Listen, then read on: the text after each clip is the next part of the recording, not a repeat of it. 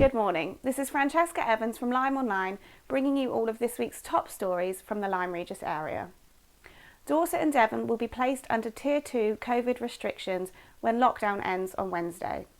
This means the counties will face stricter rules than before the second national lockdown, when they were in the more relaxed Tier 1. It was hoped that Dorset and Devon would return to Tier 1, but it was confirmed yesterday that they would be placed in Tier 2 along with the majority of England, including the likes of major cities such as London and Liverpool. Under Tier 2 restrictions, there should be no mixing of households indoors apart from with support bubbles. This includes private houses and public venues such as pubs, restaurants and places of worship. The rule of 6 will apply outdoors. Overnight stays are permitted with your household or support bubble, but residents should reduce the number of journeys they make and should avoid travel into Tier 3 areas. Despite moving into Tier 2, Lyme Regis Town Council will be able to reopen most of its amenities when lockdown comes to an end, including the skate park, mini golf course and marine parade shelters. The council office will remain closed as the government continues to advise to work from home where possible. A long-awaited crowdfunding campaign with the aim of raising money for a statue of paleontologist Mary Anning in Lyme Regis has raised more than £27,000 in its first week.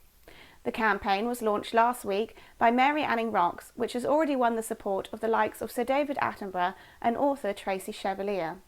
TV presenter and anthropologist Professor Alice Roberts has now also joined the appeal, releasing a special film to coincide with the launch of the crowdfunding campaign, outlining the life of Mary Anning and the importance of her discoveries on the Jurassic Coast.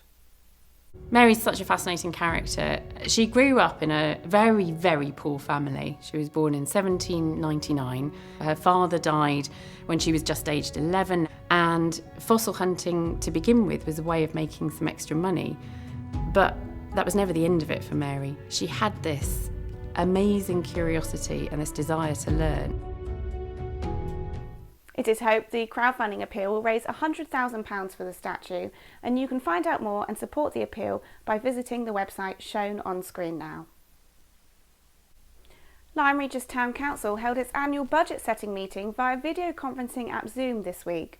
It was reported that the council expects to end the current financial year with a £53,000 deficit, which will have to be taken from its reserves, depleting them to £560,000.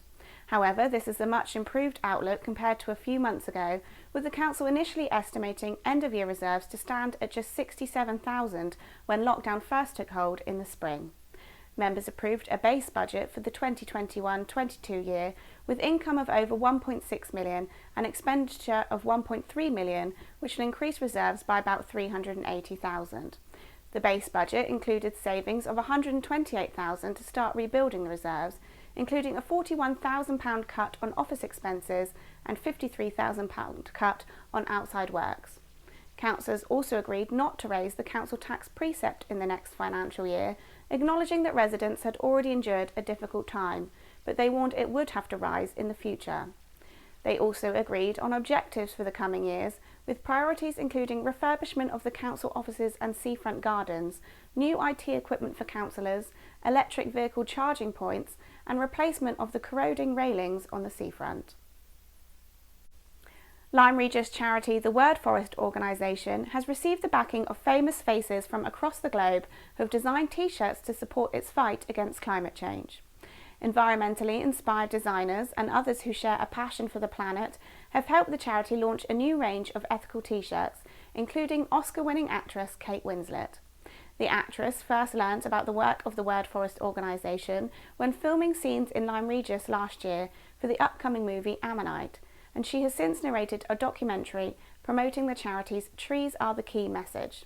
She has now designed a t-shirt for the charity's online store, along with Good Morning Britain presenter Kate Garraway, fashion designer John Rocher, Radio 6 DJ Mark Riley, and even children's TV character Mr. Ben. For every t-shirt sold, the charity will plant a fast-growing tree in Kenya to help tackle the climate emergency. For more details or to view the collection, visit the website shown on screen now. Local chef and restaurateur Mark Hicks will open his first country pub, the Fox Inn, in the Dorset hamlet of Corscombe in December. Hicks lost his restaurant empire when it fell into administration during the first national lockdown, but he has since made a successful comeback, first launching the Hicks Oyster and Fish Truck, selling fresh fish and seafood in Morecambe Lake, before buying back his Lyme Regis restaurant and relaunching it in July. Now he will open his first pub, with the menu focusing on meat and game sourced from the surrounding area, as well as locally caught fish dishes. Lyme Regis Town Council has considered a request that the town be twinned with Gibraltar. The request was put forward by local resident Nigel Marsh, who has been visiting the British Overseas Territory bordering Spain's south coast for 60 years. Often referred to as the Rock, he described Gibraltar as a special place and said a twinning arrangement would provide some exciting opportunities for the town. Lyme Regis is already twinned with St George's in Bermuda and Barfleur in France. The proposal to also twin with Gibraltar has split public opinion this week, some saying they think it's a great idea, while others have argued there is no connection between the two communities.